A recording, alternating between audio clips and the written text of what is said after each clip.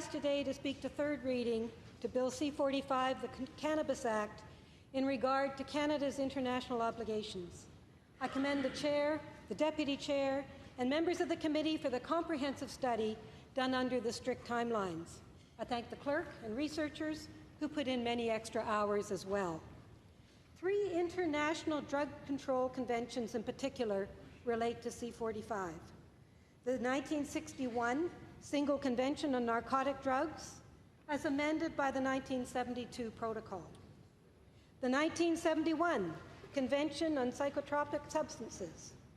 The 1988 United Nations Convention on Illicit Traffic in Narcotic Drugs and Psychotropic Substances.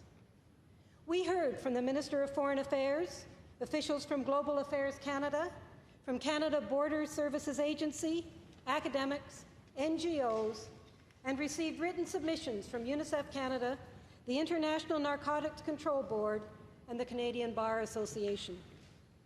To be clear, with no uncertainty, we were made aware by all that passing C-45 would cause Canada to be in violation of the 3 international drug conventions.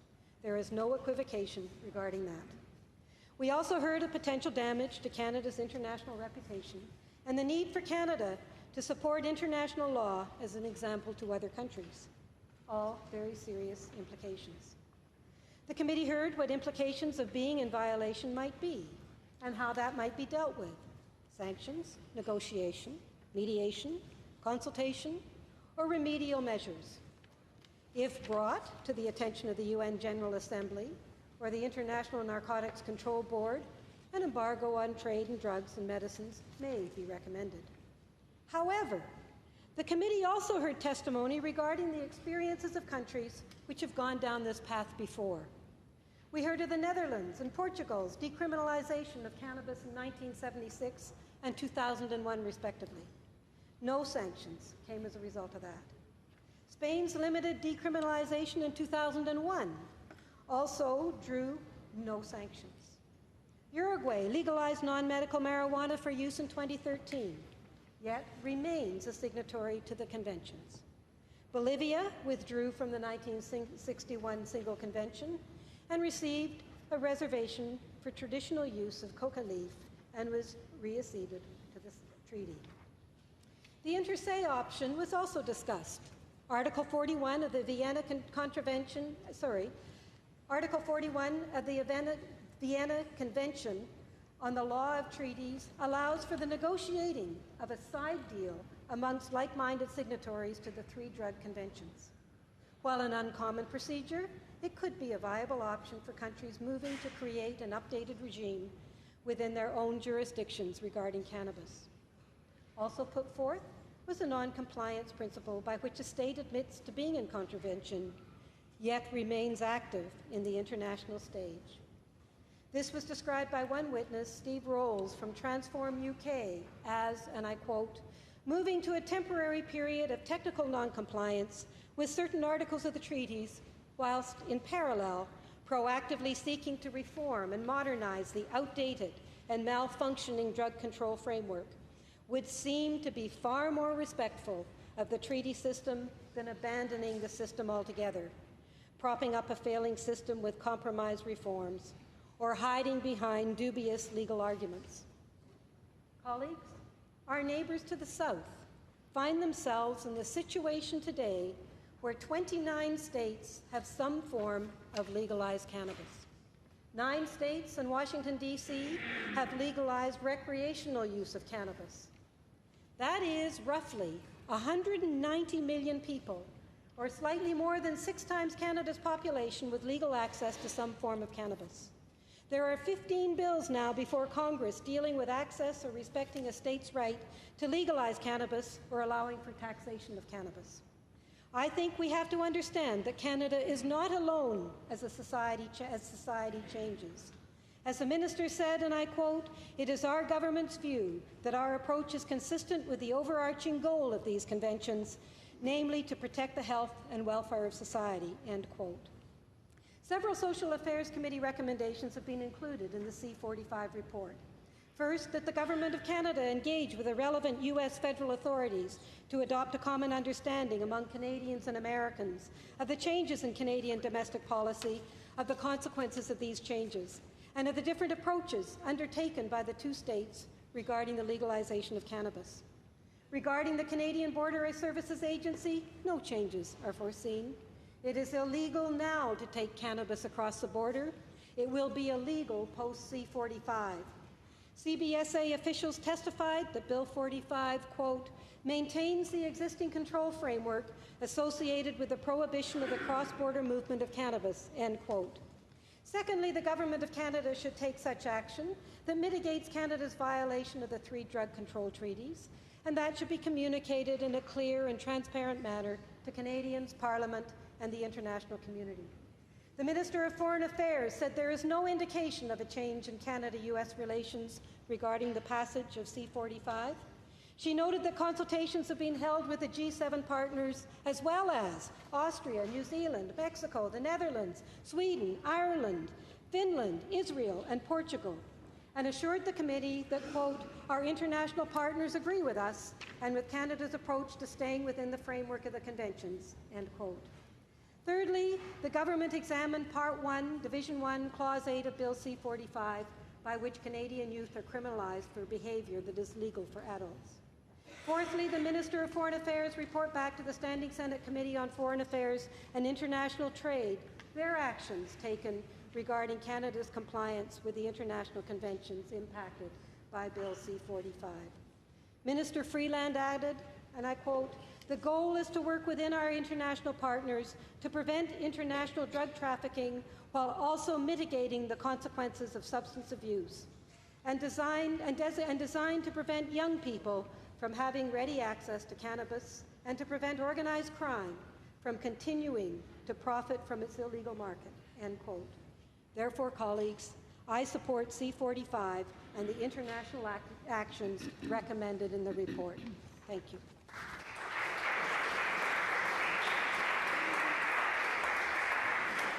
Senator Coles. Yes. Honourable Senators, I rise to speak to third reading of Bill C-45, an act respecting cannabis and to amend the Controlled Drugs and Substances Act, the Criminal Code, and other acts. I must inform you, colleagues, that I have absolutely no will to vote in favour of this bill, and I have not been prompted by any good reason as to why I should. In my view, this bill is unconscionable and morally objectionable. I have had great difficulty of accepting the fact that Canada's national government is leading on the legitimation of the frequent and recreational consumption of cannabis, known as marijuana, and does so despite the abundant and copious evidence in its possession that cannabis is a very dangerous psychoactive narcotic. The Government of Canada is well informed and fully aware that cannabis legalization is not solely a matter of the government's presenting and providing cannabis as a harmless and healthy form of recreation and entertainment. The real issue here is that marijuana is, in fact, a mind-altering drug and is most harmful to the human mind, the brain, and the cognitive function of its users, whether frequent or occasional, and most particularly to the minds of our youth. The Merriam-Webster Dictionary defines psychoactive as, quote, affecting the mind or behavior. In addition, the Oxford English Dictionary defines psychoactive as of a drug that possesses the ability to affect the mind, emotions, and behavior. Colleagues, I believe that the consequence of cannabis decriminalization and legalization is a much deeper issue than the properties of the drug itself. As Vice Chairman of our Senate Committee on Foreign Affairs and International Trade, I was struck and impressed by the quality and quantity of concerns raised by many witnesses before our committee regarding Canada's obligations, conventions, and international treaty agreements. And Mr. Bruno Gelinas Fauché, a PhD candidate in international law at Britain's in England, Cambridge University, testified before a Senate Foreign Affairs Committee, I would say ably chaired by our wonderful chairman, Senator Andrzejczyk, on March 29, 2018. He informed, and this is recorded in the committee's report on Bill C-45 at page 11, that this is not minor at all. Legalizing cannabis will lead to the violation of a fundamental principle that is at the very heart of the conventions. Honourable Senators, this witness, Mr. Gelinas Fauché, cited documents from Global Affairs Canada obtained through an access to information request. These documents recognize that the legalization of cannabis would have, quote, a significant impact on Canada's obligation under the International Drug Control Conventions. Colleagues, I believe that this bill will make drastic and radical behavioral and social changes that have not been sufficiently and vigorously thought through, nor have our Canadian citizens and our international partners been sufficiently consulted. Colleagues, testifying before the Senate Committee on Foreign Affairs and International Trade, many witnesses raised the important question being the extent of the impact of Canada's legalization of cannabis on our population. In a written brief to our Senate Foreign Affairs Committee, the quasi-judicial control body called the International Narcotics Control Body, which was established by the Single Convention on Narcotic Drugs of 1961, and which is also responsible for the implementation of the United Nations Drug Conventions, wrote that Bill C-45 is, quote, incompatible with the treaty obligations to which Canada is bound. The International Narcotics Control Board further noted, and is recorded in our Foreign Affairs Committee's report at page 11, that, quote, it views any legislative measure aimed at legalizing and regulating the use of controlled substances for non-medical purposes as a fundamental breach of the international treaty provisions to which state parties to the International Drug Control Conventions are held. Accordingly, the International Narcotics Control Board further noted that, accordingly, the legalization and regulation of cannabis for non-medical purposes as foreseen in Bill C-45 cannot be reconciled with Canada's international obligation.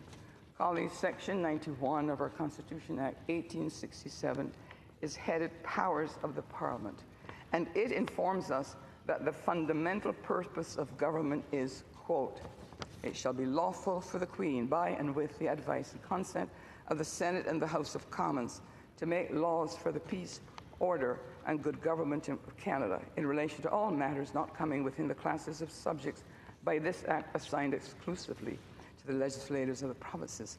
Honourable Senators, I do not believe that Bill C-45 can possibly be for the peace, order, and good government of Canada. As a senator, I feel morally and politically bound to use my intellect at all times. For many reasons, I have simply not been persuaded that Bill C-45 is legally, morally, and spiritually sound. I sincerely believe, and I know, that psychoactive drugs are a mighty foe to our society and to our young people. I believe that I have a duty to uphold those, the many that I do not know, and the many who have no voice to speak on these issues.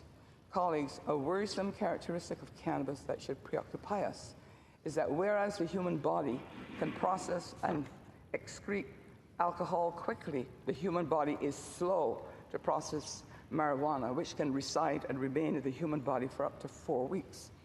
Throughout this debate, I have rarely heard this health question raised.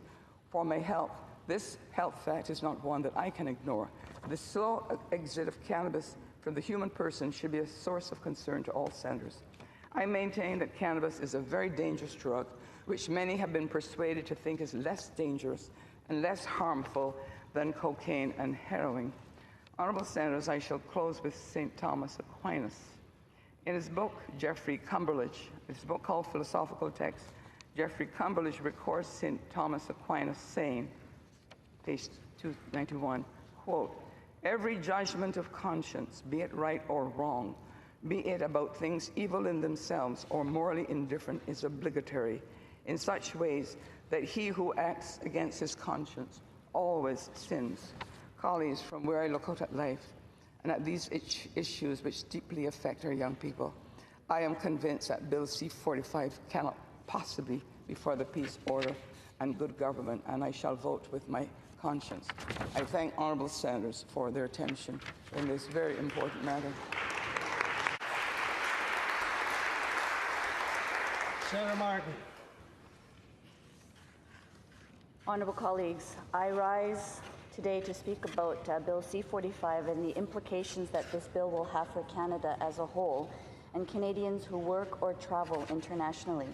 Canada's relationship with its international partners is critical for the growth and prosperity of all Canadians. As a middle power, being a part of a rules-based, multilateral international system is critical to Canada's success. It is therefore very concerning that when we look at Bill C-45, we see a lack of leadership and comprehension by the present government for the real and impending consequences of C-45 on Canada's bilateral and multilateral relations, as well as our international reputation. There are many concerning aspects of this legislation from an international point of view, but I believe the starting point of this discussion should begin by looking at our most important trading partner and closest ally, the United States. Canada and the United States share the world's longest undefended border, with over $673 billion worth of trade taking place in 2017 alone. Therefore, ensuring a strong and prosperous relationship with our closest ally and trading partner is critical for the growth and success of Canada. However, Bill C-45 will put Canada in an unfortunate position due to a disastrous policy decision that will put us at odds with our trusted neighbor. Under federal law, cannabis is illegal in the United States. Once C-45 passes and recreational cannabis is legal in Canada, cross-border travel and therefore trade will be put in a very troublesome position. Colleagues, the government keeps telling us that education is the best way for Canadians to protect themselves. The government says it is the best way to make sure Canadians realize they cannot travel internationally with cannabis. But where is this education? Most, if not all of the stakeholders with whom I have met have many more questions and concerns than answers.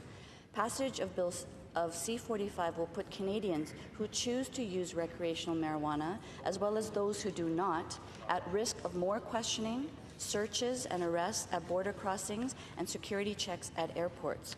According to the committee's report, as stated by the Foreign Affairs Committee's report, quote, as stated by CBSA officials, the United States has the authority to declare someone inadmissible for cannabis use, as well as other crimes related to cannabis. And according to Global Affairs officials, they say that once the bill is passed, they are planning to issue the following warning. You may be denied entry to a foreign country if you have previously used cannabis products, whether for medical purposes or not, even if you use them legally in Canada. As a mother of a millennial and with a lack of understanding of what the ramifications of this law will be, and with such frequent travel back and forth to the United States, I am very concerned about what will happen at the borders. There will also be an inevitable increase in the frequency of vehicle searches after legalization. With anticipated longer wait times at the border, C-45 could ultimately impact the everyday flow of goods and the important North American supply chain critical to both our economies. Additionally, according to the Foreign Affairs Committee report, quote, witnesses testified that Canada's international reputation could be affected by the adoption of Bill C-45 and Canada's subsequent contravention of the international drug conventions. Mr. Paul Larkin, Senior Legal Research Fellow, Me Center for Legal and Judicial Studies, stated, there is a risk that the passage of Bill C-45 could adversely affect the judgment of the world community regarding the reliability of Canada as a partner to international conventions. Foreign governments have already begun to express concern over C-45. For instance, I have previously stated that the Korean government issued a statement that reads, in accordance with the nationality principle, all Koreans should follow the Korean law. The Korean government will step up inspections of people who come from Canada and their belongings, as well as all packages from the country. Please be aware that Koreans could face serious legal consequences for having or using cannabis. The Globe and Mail article published on April 29, 2018, about an internal federal memo revealed that, quote, Chinese officials have been quietly grilling Canada about illicit marijuana flowing to their country, prompting Ottawa to agree to work with them on the problem. With recreational cannabis being illegal federally in every other country around the world except one other jurisdiction, we can only begin to imagine the warnings about Canadians entering these jurisdictions and warnings to their citizens about traveling to and from Canada. C-45, as stated previously by other senators, will violate Canada's obligations under various treaties and conventions. These treaties have played an important role in combating international drug trafficking, among other criminal activities. In the Foreign Affairs Committee report, it states, accordingly, signatories to these conventions are committed to prohibiting the production, sale, distribution, and possession of psychotropic and narcotic drugs, including cannabis, as well as substances used in their manufacture. They are also obliged to make it a criminal offense to possess, purchase, or cultivate narcotic or psychotropic drugs, including cannabis, and to make drug offenses punishable by imprisonment or other forms of deprivation of liberty, as well as by pecuniary sanctions and confiscation. Exceptions to such prohibitions are made for medical and scientific purposes. At the international level, the conventions also oblige signatories to limit the import and export of cannabis to medical and scientific purposes while also combating illicit drug trafficking. The conventions were also described by your committee as a vehicle for facilitating mutual legal assistance and extradition between states and for combating money laundering. Furthermore, these obligations are undertaken together with the body of internationally agreed human rights standards and norms. We are also aware from the Aboriginal Peoples Committee report about the lack of consultation with Indigenous communities, which will be debated further later this week. But what this points to is the violation of the UN Convention on the Rights of Indigenous People and the government's duty to consult. So colleagues, this problematic piece of legislation is going to create a significant shift in the international perception of Canada. We will lose our reputation as an advocate for multinational forums and rules-based international systems in order to complete a campaign promise made by this current government. Honourable Senators, as we continue our debates at third reading, I hope that you, like me, will pay careful attention to the concerns raised by expert witnesses at various committees being quoted or referred to in the thoughtful statements by our colleagues. And as we prepare for the final vote, please consider whether you believe legalizing cannabis will strengthen Canada's position in the world, and whether legalizing this drug is in the best interest of Canadian youth and families. I think not.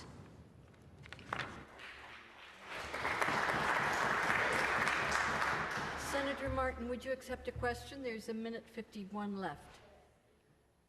Senator Cordy. You spoke in your speech, you talked about Canada will lose its credibility and reputation if C-45 passes. Sorry? Okay, sorry, I'll step closer to the mic. In your speech, you spoke and said that Canada would lose its credibility and reputation if Bill C-45 passes. Were you aware that in March of 2017, 1 week after C-45 had been tabled in the other place, that Canada was re-elected to the UN Commission on Narcotic Drugs in a contested election? The minister before the committee said that she was certainly very heartened by that recognition, not only of Canada's place in the international rules-based order overall, but specifically on the Commission on Narcotic Drugs. Senator Martin. Well, I think, like the rest of the world, Canadians are sort of waking up to the concerns that have been raised. Things were rushed through in the other House, and through the different committee pre-studies, as well as expert witnesses that have appeared, we have heard from officials, we have heard from various witnesses, academics, and in all sort of fields that there is a growing concern. And because this is such a complex piece of legislation that will have these ramifications within Canada and internationally, I truly believe that There's going to be unintended consequences and complications that we cannot even imagine at this point. So that may well be, Senator, but I still believe that the world will be. Time's up. Senator Martin, thank you. Senator Ouzakos, you're on debate. Honourable Senators, I wish to speak today on the implications of Bill C-45 for cross-border travel. During second reading, I raised my concerns over many failures of this legislation, namely that it does not outline how it accomplishes its stated goal of keeping marijuana out of the hands of young people and in general just isn't ready. And following the testimony we heard at Foreign Affairs Committee, I'm certainly not convinced that the issue of border implications has been completely and adequately considered despite the profound ramifications. Everyone recognizes that Canada's prosperity is directly linked to the strength of our trading relationship with the United States. The Department of Global Affairs itself has noted that, quote, secure and efficient flow of legitimate goods and people are vital to our economic competitiveness and mutual prosperity, end of quote. What does that secure and efficient flow of legitimate goods and people consist of? In part, it consists of over 30 million vehicles driving across the Canada-US border every year. We should all recognize any interruption, even any slowdown of that type of traffic, would have very serious implications for the Canadian business community, Canadian workers, and Canadian jobs. That's on the economic and trade side. But Canada's cooperation with the United States has also been based on shared values. Laws pursuing complementary objectives and a shared approach to law enforcement have been integral in our partnership to ensure the security of our two democracies. All Canadian governments, Liberal and Conservatives alike, have worked to deepen such cooperation with the aim of making travel and trade easier. Initiatives like Bill C-23, the Land Pre-Clearance Bill, which we adopted here in the Senate only a few months ago, and Bill C-21 are particularly important in the current political climate, given that we have a more protectionist American administration. So important is our economic relationship with the United States that it might be appropriate for every major Canadian government initiative to undergo an evaluation as to whether it advances or undermines our cross-border relationship. Were we to evaluate Bill C-45 in that way, how would it measure up, colleagues? To answer that, we need to carefully consider what expert witnesses told senators at both the National Security and Defense Committee and at the Foreign Affairs and International Trade Committee over the past several months. At the Foreign Affairs and International Trade Committee, on which I sit, the testimony from Canadian officials was not ambiguous.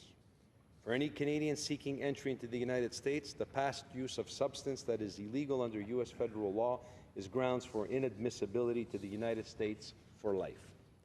I think the statement by Jennifer Lutfala, Director General of Enforcement and Intelligence Programs at the Canada Border Service Agency, also at the Senate Foreign Affairs and International Trade Committee, is worth requoting, and she stated, when legalization of cannabis is done in Canada, it will remain obviously a federal offense at the U.S. level. Right now, the United States has the authority to declare someone inadmissible for cannabis use as well as other crimes related to cannabis. At the end of the day, we've had discussions with our counterparts at Customs and Border Protection, and they have indicated that they are not changing their posture at the border, end of quote. Based on this reality, the Department of Global Affairs tabled the following message with the Foreign Affairs and International Trade Committee that it intends to convey to Canadians once Bill C-45 becomes law, and I think that's worth quoting. And I quote, "You may be denied entry to a foreign country if you have previously used cannabis products, whether for medical purposes or not, even if you use them legally in Canada," end of quote. I think that many Canadians would be very surprised by this, though some senators may claim this is not new.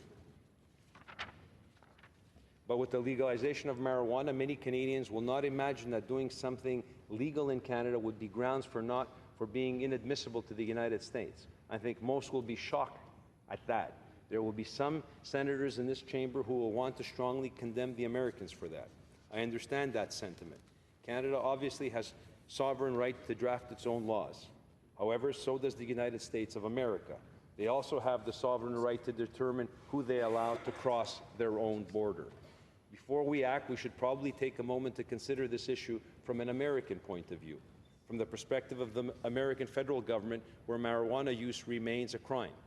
The legalization of marijuana in Canada will almost certainly provide new opportunities for organized crime to traffic marijuana from a jurisdiction where it is legal to one where it is illegal.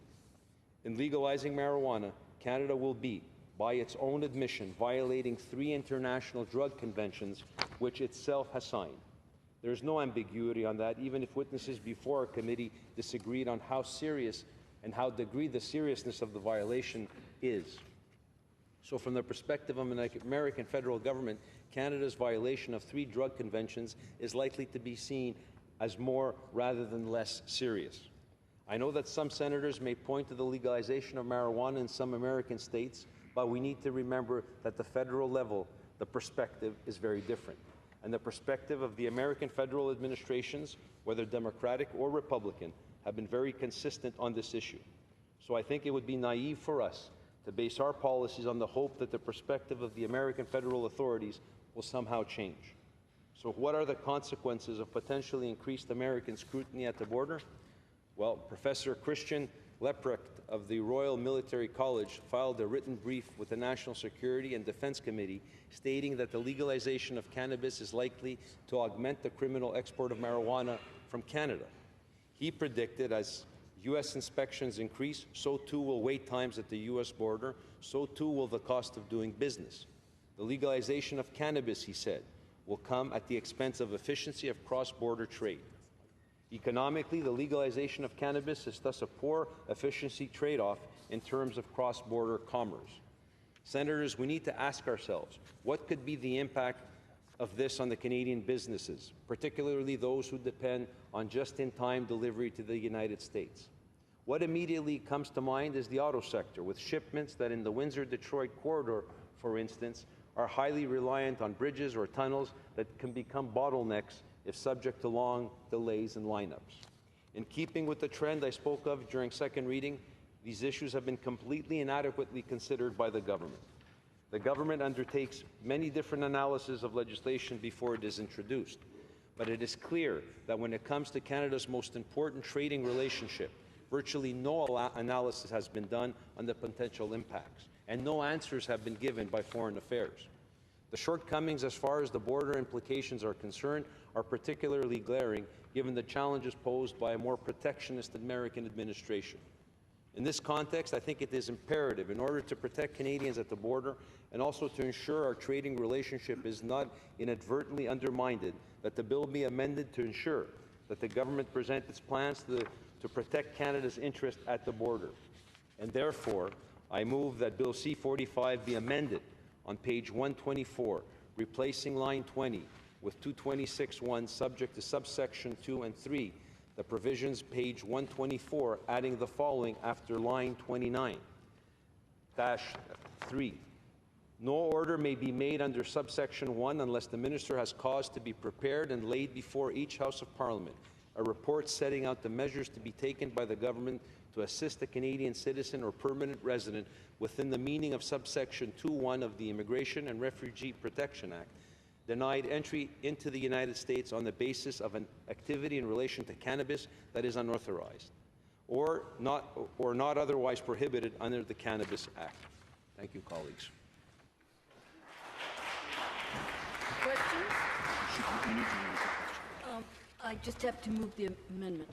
In amendment, it was moved by the Honourable Senator Huzakos, seconded by the Honourable Senator Smith, that bill be not read a third time, but that it be amended in clause 226.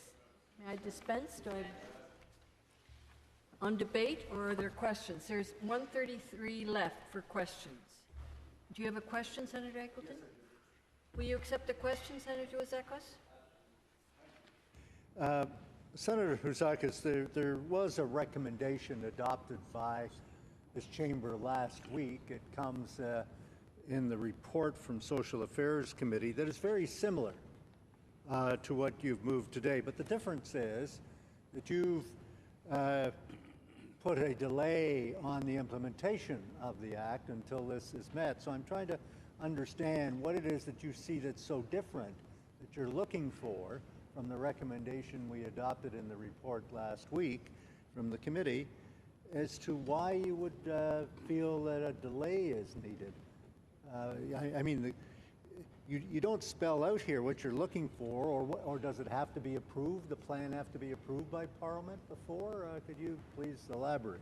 You have 35 seconds, Senator Wozakos. Senator Eggleton, I would invite you to read the transcripts from the Foreign Affairs and International Trade Committee, where we had on a couple of occasions senior officials from Foreign Affairs Canada, including the Minister herself. And when we asked specifically if some of these border thinning issues had been addressed with our colleagues at Foreign Affairs, with the State Department in the United States, it was crystal clear from the Minister's answer, even more crystal clear from the senior bureaucrats at Foreign Affairs, that no mitigating steps have been taken place to deal with one of the most serious aspects of this bill. Trade with the United States and Canada is about the lifeline of... Senator Wozakos, I'm sorry, your time is up. Sénateur Dagenet, s'il vous plaît. Alors, merci, Madame la Présidente. Thank you, Madam Speaker. Today I rise to speak on Bill C-45 and of the significant repercussions it will have on transborder trade and travel. The government has not paid sufficient attention to the border, and that's irresponsible. The McClellan Commission, which was struck to examine issues around legalizing marijuana, did not look at the border or the repercussions the legislation would have on transborder trade and travel. This means the government doesn't consider the impacts of C-45 very important. Any barrier to transborder trade or any slowdown in transborder traffic has an impact not only on travel but on our national economy. A second inspection ordered by a U.S. border agent leads to $100 per hour loss for private company involved. That may happen, say, up to 10 times a day. Do the math. For your information, the Easy Border Crossing website estimates that over 30 million vehicles cross the Canada-US border every year, and over 400,000 people cross the border each day. Canada's economic prosperity is inextricably linked to the free movement of people and goods across our common border. Here are the questions the government should have asked about C-45. Will legalizing marijuana contribute to making the border crossing more cumbersome or less cumbersome? Will legalizing marijuana make it more difficult for Canadians to travel across the border? Bill C-45 may bear some secondary risks for Canadians who want to travel across the border. Yes or no? To answer those questions, we need to listen to what expert witnesses said to senators at the National Security Committee and at the Foreign Affairs Committee. Here are some points they made. The U.S. Customs and Border Protection agencies responsible for applying U.S. law, federal U.S. law at the border, and federal U.S. law clearly states that possessing marijuana is a violation of U.S. federal law. The fact that some U.S. states have made it legal might lead to some confusion among citizens, since it is, after all, the federal government that controls the Canada-U.S. border, and it is U.S. federal customs agents that Canadians meet at the border. If some are hoping for harmonization of marijuana laws along the border, that isn't going to happen. This may lead to problems because possessing marijuana is not only a criminal offense, but it also means one can be prevented entry into the U.S. This may be permanent. It is up to the U.S.'s discretion. The Standing Committee of National Security and Defense and the Committee on Foreign Affairs and International Trade stated this clearly in their report to the House, but the other House and the government has turned a blind eye. Our report from the Standing Committee on National Security and Defense states that after legalizing marijuana, a greater number of Canadian travelers might be delayed or prosecuted or be blocked from entering the U.S. For life if they have committed a cannabis-related offense or simply stated that they have previously used marijuana. This conclusion is based on the testimony of both government and private citizens in Canada and the U.S. Jennifer Lutfoila, Director General of Programs to apply the legislation at CBSA, stated before the committee, and I quote, When cannabis is legalized in Canada, it will still remain a federal offense in the U.S. At present, the United States have the right to block someone from ever entering the U.S. if they have used cannabis in the past. The simple fact of admitting that one has used cannabis in the past is grounds for being refused entry into the United States. Len Saunders is a U.S. lawyer who practices immigration law in the U.S. He told the Committee on National Security and Defense that he sees 1 or 2 cases a week, Canadians who have been refused entry to the U.S. for life simply because they have admitted to having used marijuana in the past. Based on his experience, Mr. Saunders clearly said, and I quote, "There is a brick wall when Canadians honestly state that they have smoked marijuana in the past. I try to warn Canadians, if you admit that you have smoked marijuana, you'll lose your Nexus card for life. If you smell of marijuana, you'll lose your Nexus card for life." Mr. Saunders' statements were corroborated by other lawyers, including Lorne Waldman and Scott Railton, who appeared before the same committee on April 16th. What is a cause for greater concern is that even Canadian government organizations have admitted that admitting such use might block one's entry into the United States. On April 19th, the Standing Committee on Foreign Affairs submitted the public interest message it's going to disseminate. The message reads, "You may be denied entry into a foreign country if you have in the past used cannabis products, be it for medical or other purposes, even if you have used them legally in Canada." There is no doubt that Canadians must be aware of this, but so far the current government has not told them what to expect.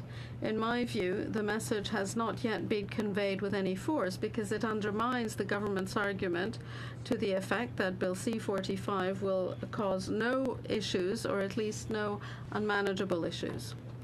What we should be concerned about is that ordinary Canadians are going to pay the price for the government's deliberate failure to communicate. I'm not going to claim that U.S. customs agents will suddenly ask Canadians about their marijuana smoking past, but how are Canadians supposed to protect themselves when marijuana becomes legal in Canada? We have received contradictory advice. A former police officer who was for legalization in the name of the government declared that one had to be honest at the border. Mark Holland, Parliamentary Secretary to the Minister of Public Safety, made a similar recommendation a few months ago, and yet the message submitted by the Department of Global Affairs that senators heard shows that being honest might get you banned from the U.S. for life. So, if I understood correctly, it's not a good idea to lie to a customs officer, and yet telling him the truth might get you barred from the U.S. for life. That's where we're at. Unlike what Minister Goodale said to the National Security and Defence Committee, this is not something that Canadians can avoid simply by being careful. And so far, the government has provided no satisfactory and clear answer on how Canadians should be careful. The improvisation and lack of precision are really the government's trademark. From an economic point of view, there are consequences on smooth trade and international borders. Canadians do not cross the border only for pleasure. As I already mentioned, trans-border trips are an integral part of our national economy and the prosperity of our businesses. Canadians travel for commercial purposes as well as for pleasure.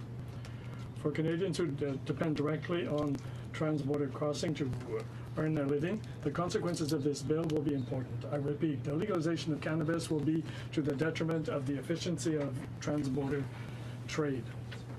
What provision does the government take into this effect? None at all. It is extraordinary to note this today when we're on a point of voting through Bill C-45. Mayor Drew Dilkins of Windsor expressed his concerns relating to the impact of Bill C-45 on the community of Windsor in Ontario. He said to the committee, and I quote, "I'm concerned by additional delays at our borders and the effects that this will have not only on nurses and health professionals crossing the border to work in American hospitals, but also students who are studying in Michigan universities on both sides of the border, as well as international trade in general." End of quote.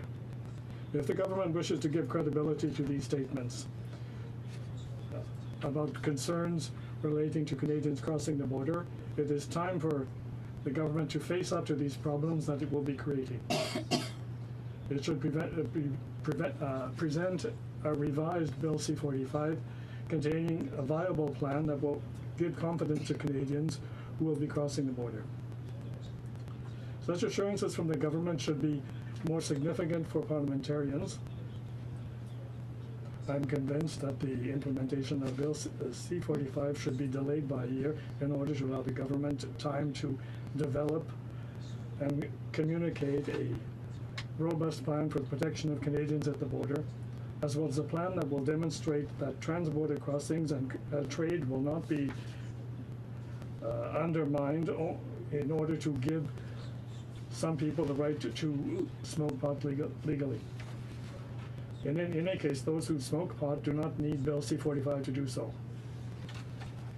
I think it is important for us to make an effort to ensure that Canadian travelers are aware of the potentially negative consequences of this bill. I would urge the senators to give priority to ordinary Canadians. So, Senator Batters, please, on debate.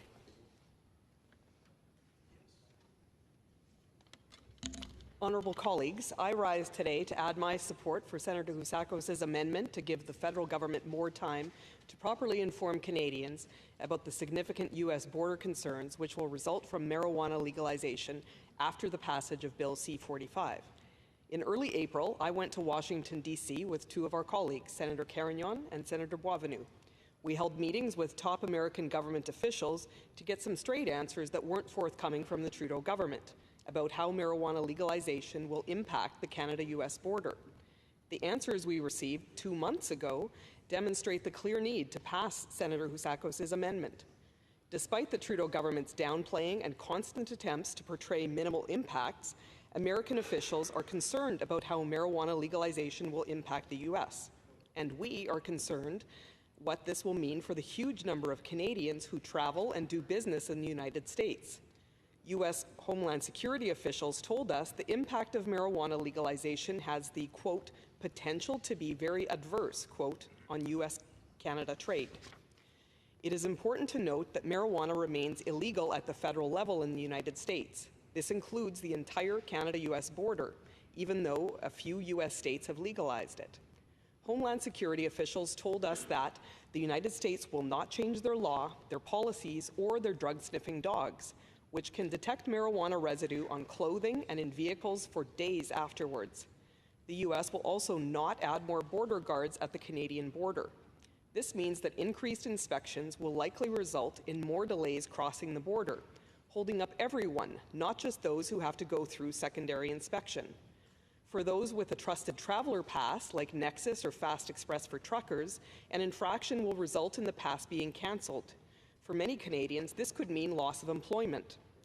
It is also important to note that American officials do not exempt medical marijuana. Canadians may be surprised to learn that could be grounds for inadmissibility to the U.S. Those who work in the marijuana industry could also face problems at the border.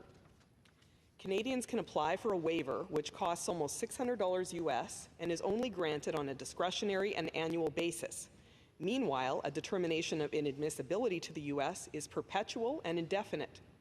We were told 2 months ago that U.S. Homeland Security had been encouraging the Government of Canada to undertake a broad-based, quote, more robust messaging campaign so that Canadians are prepared for these border implications. They told us that this messaging needs to be about more than you can't import and export marijuana. Yet this is the very line Minister Ralph Goodale and the federal government continue to use for a protracted period of time. This more robust messaging still hasn't happened. And now we see the minimal messaging the federal government intends to relay to Canadians, but only once Bill C-45 is passed. This is absolutely unacceptable and is certainly not the, quote, more robust messaging U.S. Homeland Security has been encouraging our federal government to relay to Canadians for months. The Trudeau government has been more concerned with downplaying the significant consequences of their marijuana legalization scheme so they can ram this legislation through rather than doing their job to inform Canadians about these important considerations at the U.S. border. It is for these reasons, honourable senators, that I ask you to join me in supporting Senator Houssakos' amendment. Canadians deserve to be properly and fully informed about the significant U.S. border concerns affecting them, which will result from marijuana legalization. Thank you.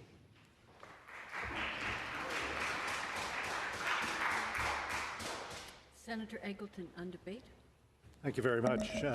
Colleagues, on the question of the 3 UN drug conventions, I think it is worthy to note of the comments that were made by the Minister of Foreign Affairs at the Foreign Affairs Committee, because I think it puts it in good context. She said, "We do believe that our approach is consistent with the overarching goal of the conventions, which is to protect the health and welfare of society. On the point about children," she goes on to say, "I think that an objective of the legislation is to be clear about what is legal and what is not legal when it comes to cannabis, to move it out of criminal groups, out of that whole space, and to be clear that this is illegal for children, and it is illegal to be promoting and selling cannabis in any way to children."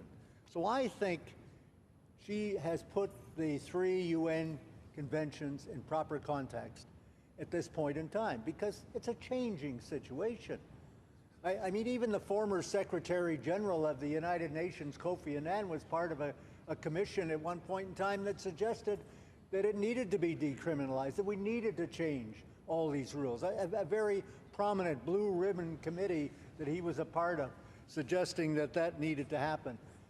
These are old, some of these based back decades ago.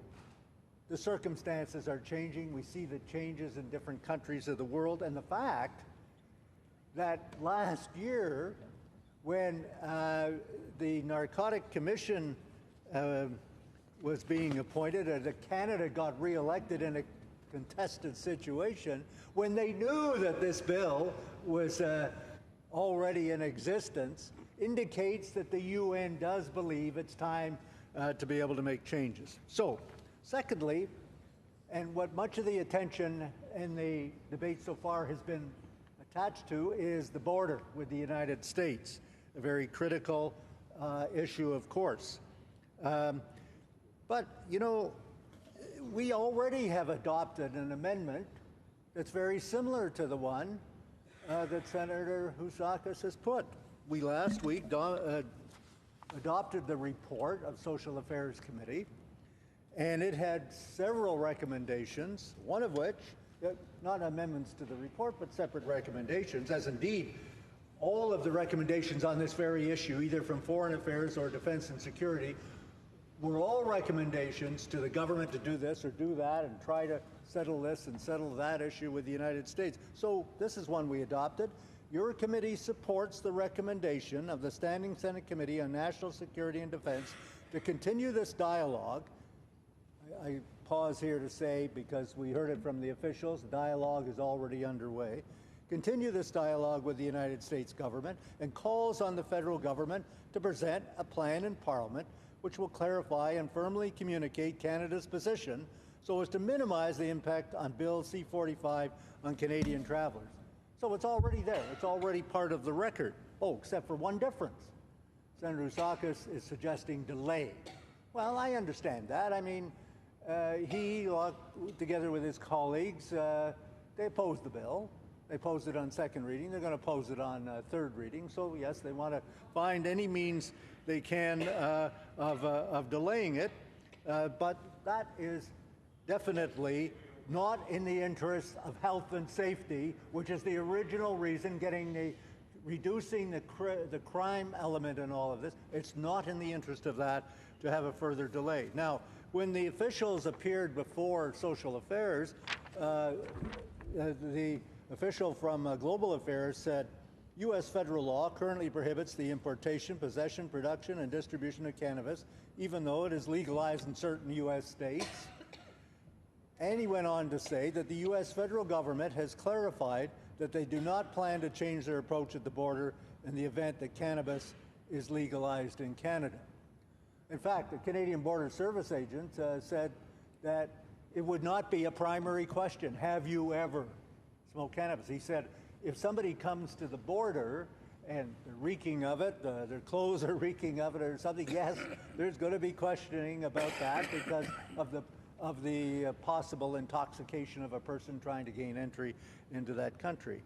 But I think really colleagues who have gone overboard, I'll use a more polite language, have gone overboard in their suggestions that this is going to suddenly create a problem for the 13 million people from Canada that travel into the United States, or the number of travels that go into the United States every year. So I don't see that as happening, and I think they're already into discussions about this. We've passed a resolution that's very similar to the one that Senator Dusakis is putting, and so I would say that we do not need the amendment, and I will not support the amendment of Senator Dusakis.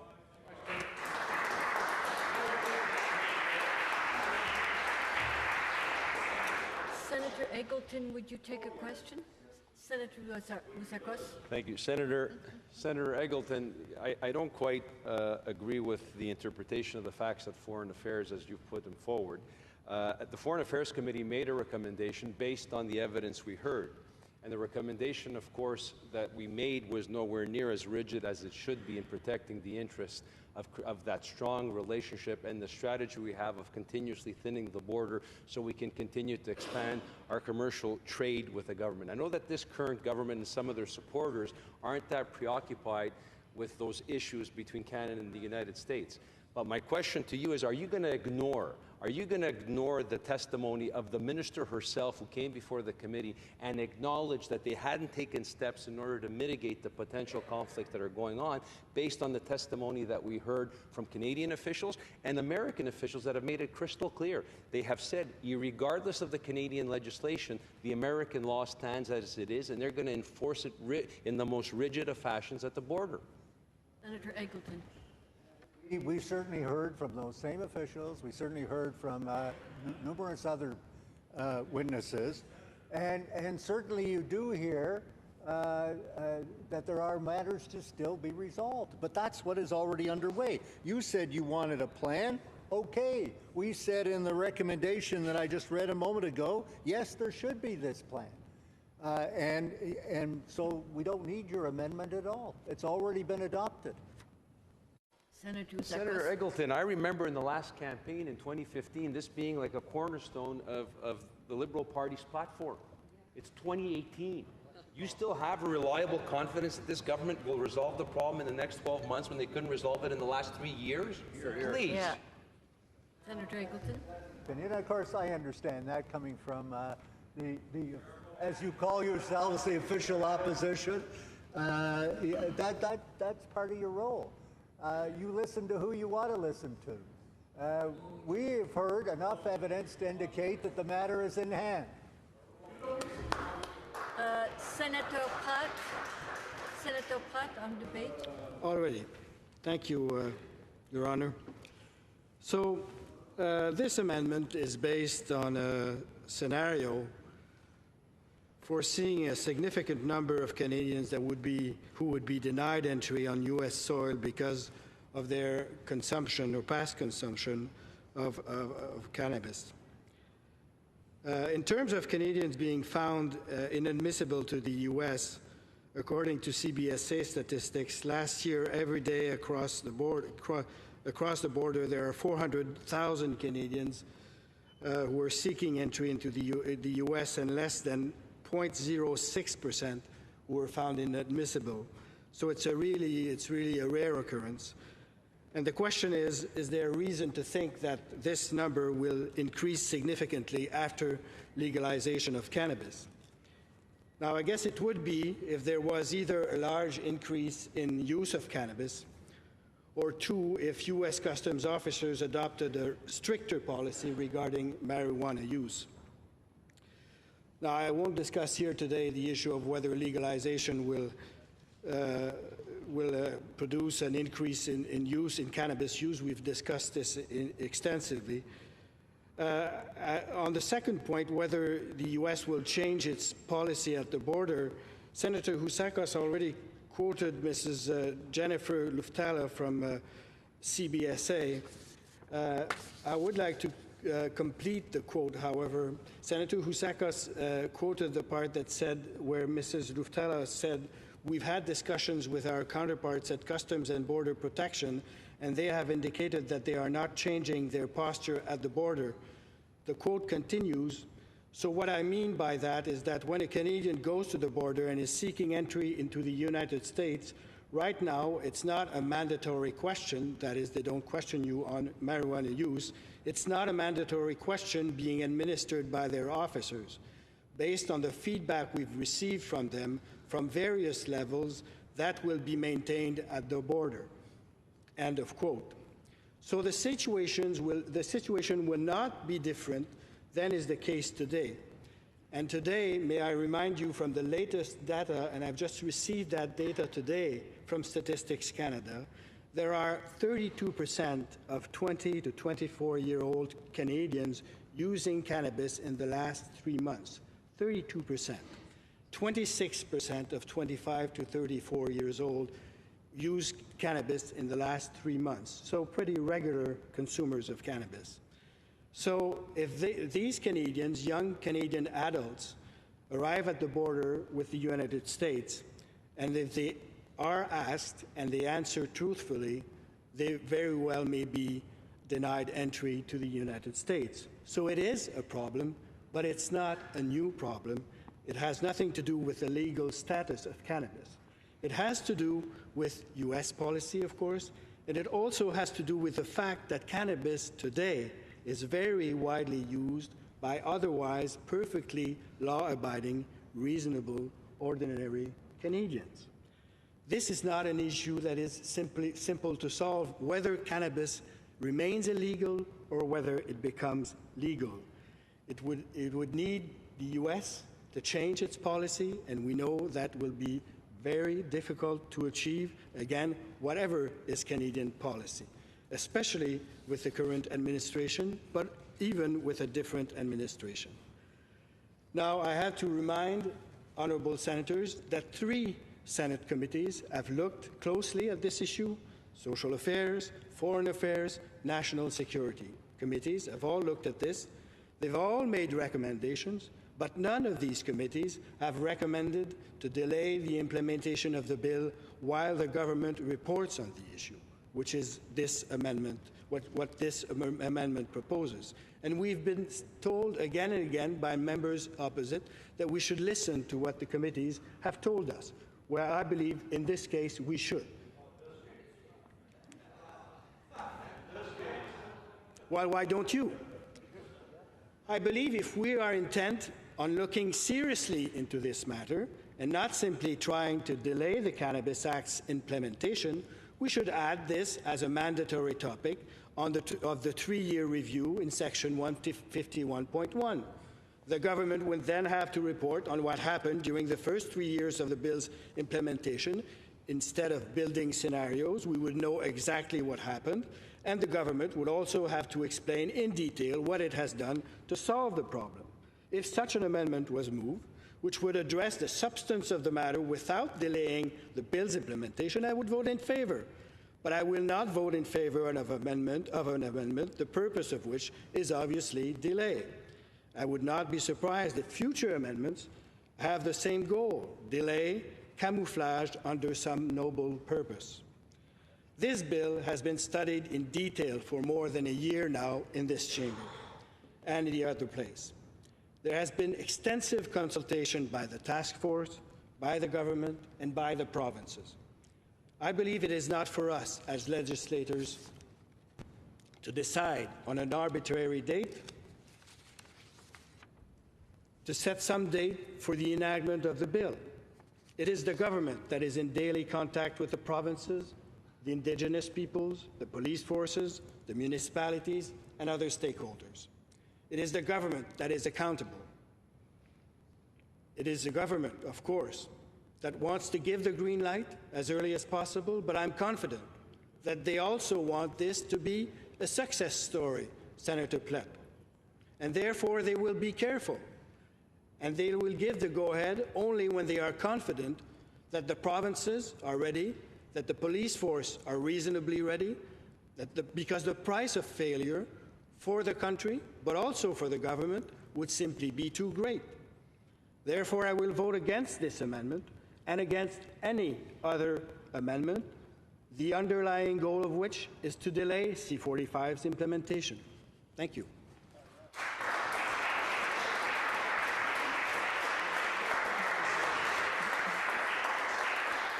Sénateur Pratt, prendriez-vous des questions?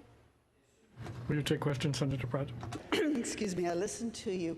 One point you indicated was that nothing has changed, in essence, that crossing the border should therefore not change, but perhaps should be reinforced, etc. So I don't want to misconstrue your words, but are you not aware that when Canadians go abroad, they often find themselves in difficulty, and then they rely on Canadian law and say, but I have my rights. So if you've been a consular officer, Senator Harder will understand this. It's a difficult situation to tell people in another country that their rights are the rights of that country, not what you have back home. Will not the factor be different that we are now illegal with marijuana, so is the United States. After the bill, should it pass, it will be legal in Canada, but illegal in the United States at the border. And to compound it, some states are going to give some decriminalization, and they have variations. Is that not a more confusing and difficult situation than exists now? So something has changed? Senator Pratt? Yes, well, I understand it will be a more complicated situation. However, I don't think that's reason enough not to adopt a policy. I mean, there are many complicated issues. It's a matter of educating Canadians on the situation. As I said earlier, I believe the situation today is complicated because many, many Canadians do use cannabis and have to face this issue at the border regularly. So, of course, it will be more complicated, but I believe the government has already undertaken to educate Canadians on this new situation, and Canadians are intelligent. I think they will understand this situation. Senator Ouzakos, there's a minute 11 left. I'll try to be brief and clear. Just to clear up the context, Senator Pratt brought up the fact that some committees have brought unanimous amendments to social affairs and were turned down. The Aboriginal Committee brought a unanimous amendment to the social affairs that was approved by everyone, ISG members, Liberals and Conservatives alike, that was turned down.